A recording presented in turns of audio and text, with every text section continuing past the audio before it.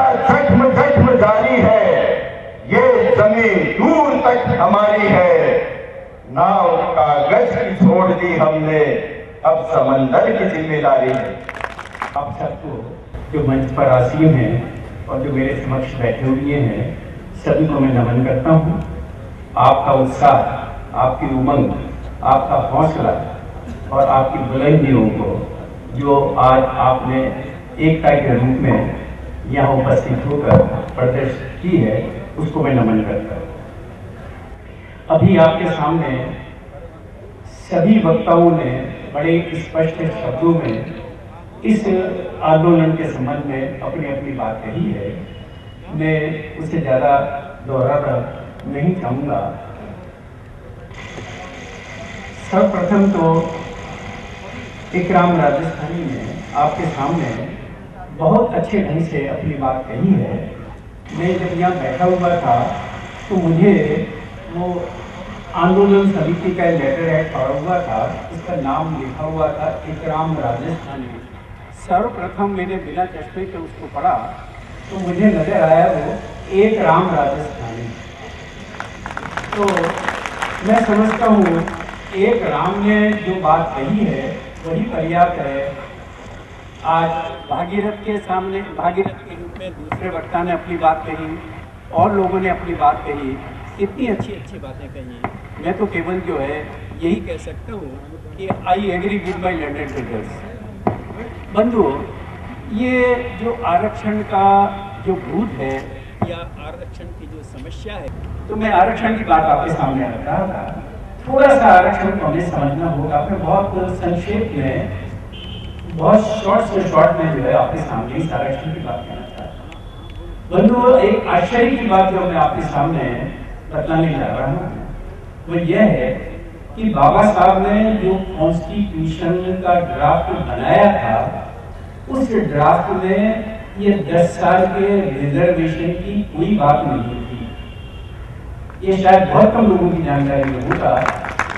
बाबा साहब के सामने जब ये प्रश्न लाया गया, ये कुछ लोग ऐसे थे वास्तव में, जो सही बात है कि हमारे समाज की जो ऊंची जातियां थी 1947 से पहले, उन लोगों ने हमारे ही समाज के लोगों के साथ बहुत उत्पीड़न किया।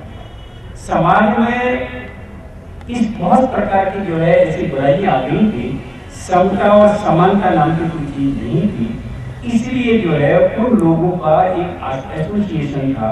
उन लोगों ने बाबा साहब से कहा, आपने संविधान में इक्विलिटी की बात तो कही है, लेकिन हमें इनके बराबर लाने के लिए थोड़ा सा समय तो दो।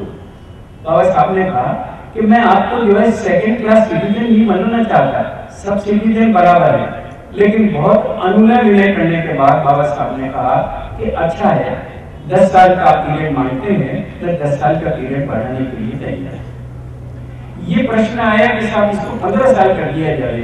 एक व्यक्ति ने कॉन्स्टिट्यूएंट असेंबली में इस बात को रखा कि इसे बढ़ा दिया जाए, उन्होंने फ्लैटली इनकार कर दिया।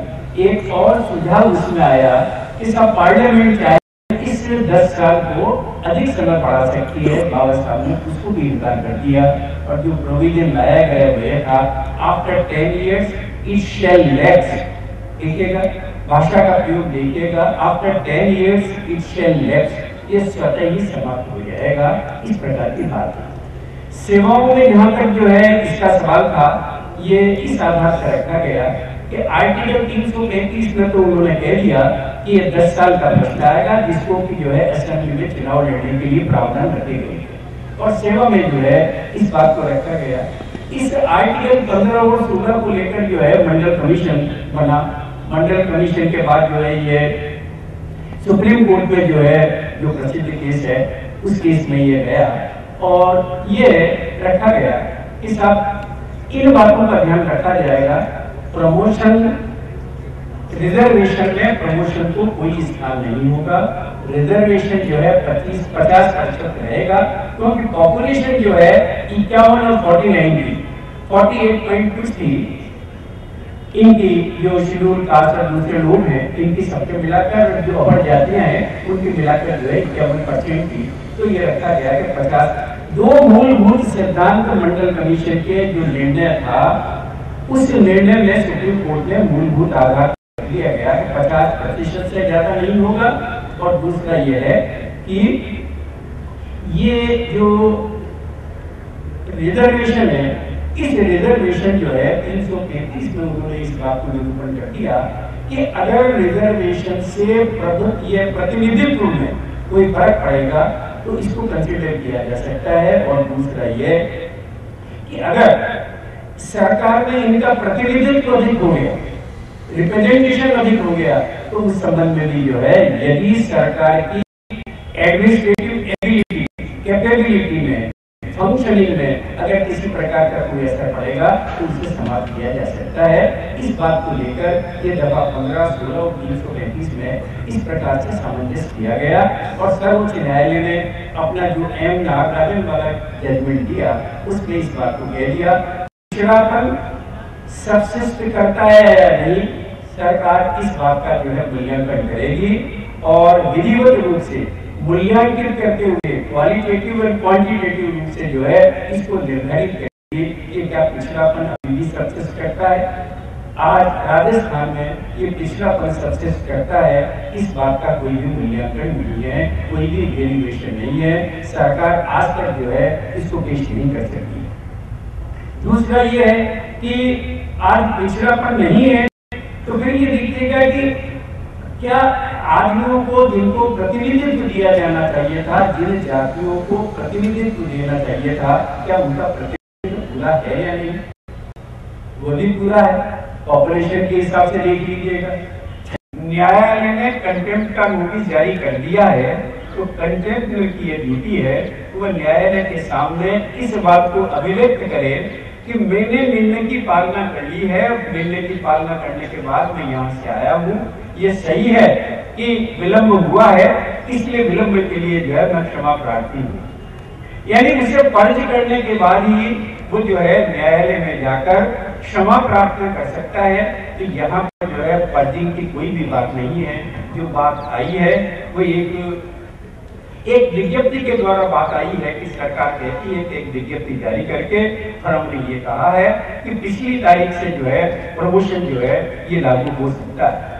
तो इसके लिए मेरा ये निवेदन है कि सर्वोच्च न्यायालय के निर्णय में किसी भी प्रकार से कानून बनाकर या विज्ञप्ति जारी करके उसमें सुधार नहीं किया जा सकता, उसे परिवर्तित या परिवर्तित नहीं किया जा सकता। तो कानून अक्षुण्य रहता है और इस प्रकार की प्रक्रिया को स्वयं सुप्रीम कोर्ट ने जो है कई निर्णयों में इस बात को कहा है कि सर्वोच्च न्यायालय के निर्णय के बाद कानून बनाकर कोई वैलिडिटी लाकर सरकार को जो है उस जजमेंट में परिवर्तन या परिवर्तन करने का कोई अधिकार प्राप्त नहीं है।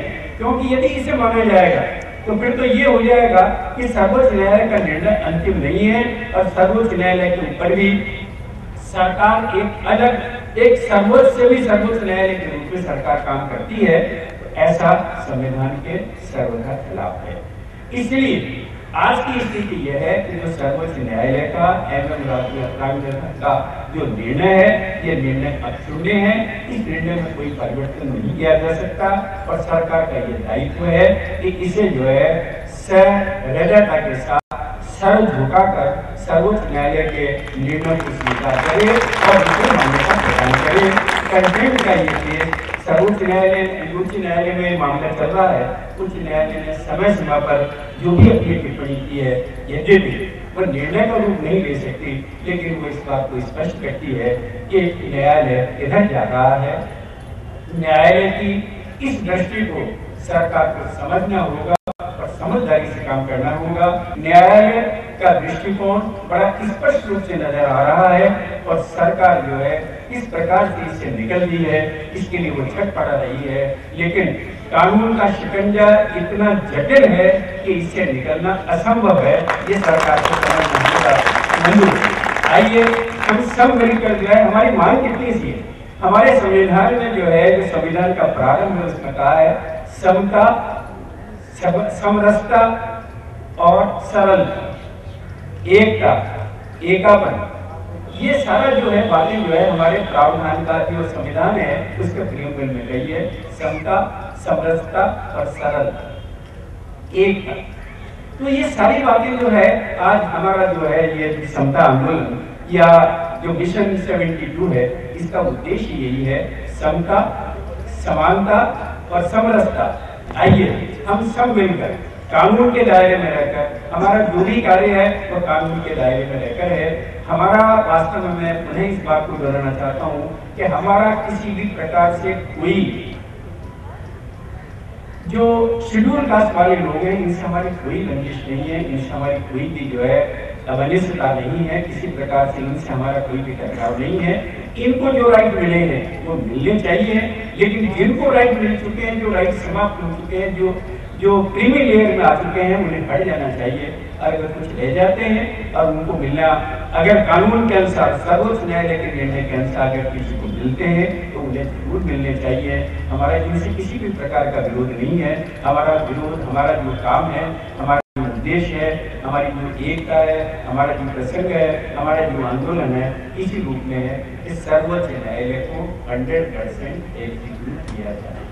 तो बंधु, आइए हम आज ये बहुत बात है और मैं पाराशरी की और सभी आपके जो नेता जो लोग हैं इनके तारीफ करूंगा कि इन्होंने इस आंदोलन को संविधान के दायरे में रहकर चलाया है। आज भी जो मौन जुलूस की बात कही है ये वैधानिक है और ये इससे बड़ा जो है अभिव्यक्ति का दूसरा तरीका नहीं है। अंधा ने भी लिखेगा मौन रहकर ही अपनी अभिव्यक्ति दी है, आप भी मौन रहकर अपनी अभिव्यक्ति दे सकते हैं। मैं कहूँगा, मैं भगवान से यही प्रार्थना करता हूँ कि संविधान के दायरे में रहते हुए आपकी जो मांग है उसे मान सरकार स्वीकार करे और स्वीकार करके जिनका जो अधिकार है उसे अधिकार किया। जय